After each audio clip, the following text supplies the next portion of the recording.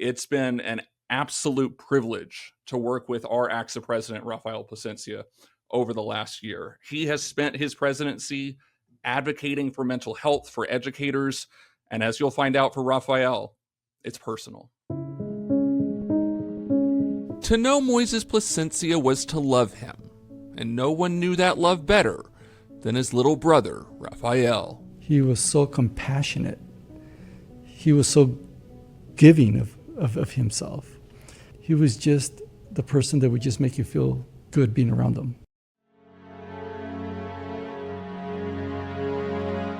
But in March of 2022, Moises, an assistant principal and ACSA member, died by suicide on his school campus. I still struggle to speak about this. There's a lot of pain that's still there. Through that pain came purpose. Over the last year, Rafael has traveled the state sharing his story of loss, while urging educators to prioritize their own mental health. It's taken me a long time to be able to talk about my brother's passing, but being around my ACSA family and getting their support has given me the strength to talk about it. And as Rafael continues his mission, he holds on to one essential truth. I think his legacy is not going to end. It's going to live on. I think we need to celebrate a lot of the progress that has come from a tragic event to really bringing out some of the most positive things and outcomes that could come from that.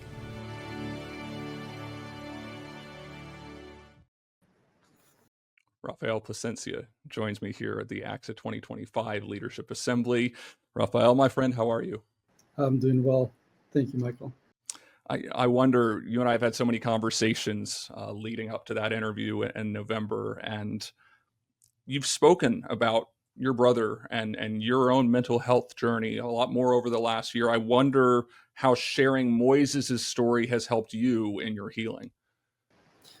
Well, as you know, with tragedies like that, it's not only painful, there's a lot of struggle, and the journey is actually a long one.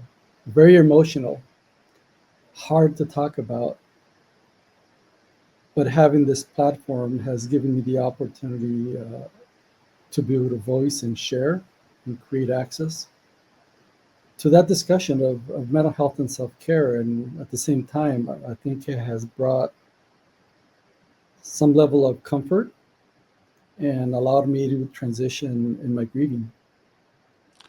As we mentioned in the piece, you spent the last year traveling the state, sharing your story, advocating for mental health for educators. You've told me that some of the educators will stop you after a presentation. I wonder what those discussions, what those conversations have been like, and what you've taken away from those conversations. You know, it's been very interesting because of how well received this topic, this message has been.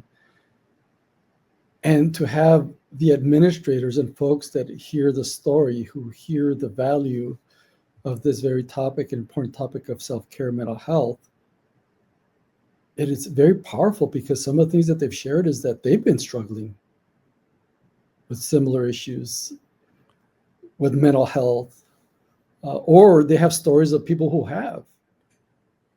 As far as even talking about how even some of them have had thoughts of suicide. How heartbreaking is that for somebody to be carrying that? And they say that by being out here and sharing this, it's giving them a sense of validation of what they're feeling, and that it's okay to ask for help and talk about it. Whereas before they felt that they could not mention it, share it, because it would be viewed as a weakness.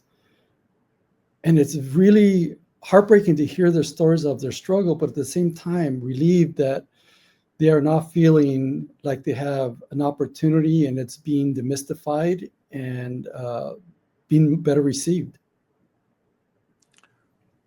One of the things that you and I have spoken about in the past is that we know that we're not alone in this, right? We know that this journey that all of us are on in our mental health, that there are people who are really struggling right now, Rafael. And so if somebody is watching this right now and maybe doesn't want to talk about it yet, I wonder what your message would be to that educator who might be sitting in silence right now and afraid to speak up? Well, first of all, like I said, I am very emotional right now talking about it still. It still has not become as easy thing to discuss, but it gives me pain to think that a lot of other people are feeling this way, especially those that don't feel like they have a voice or a venue for help. I would say to them that there is help. There's a lot of love out there.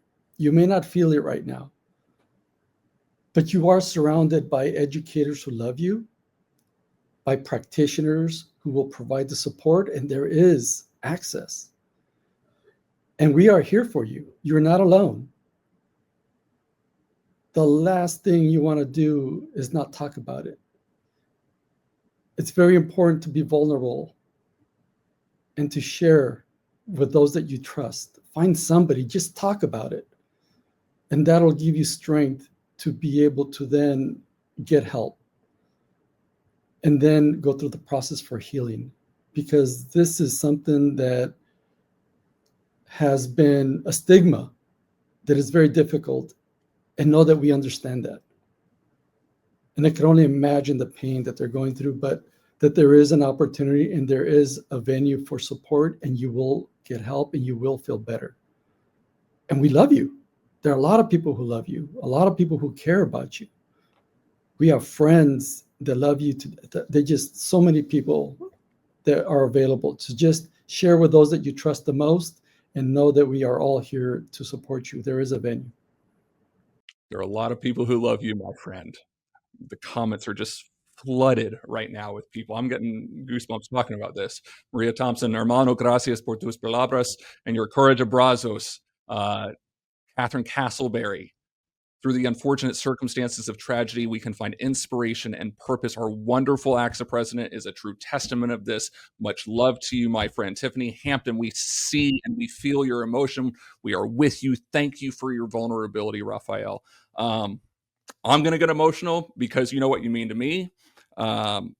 It was one of the great privileges of my career to sit down with you back in November.